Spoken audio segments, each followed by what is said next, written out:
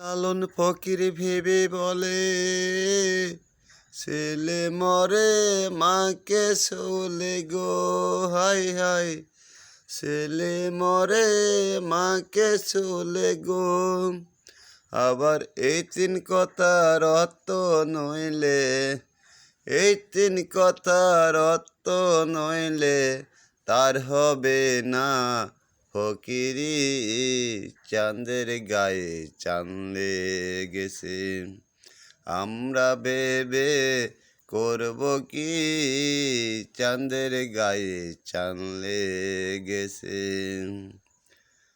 লালন ফকির ভেবে বলে,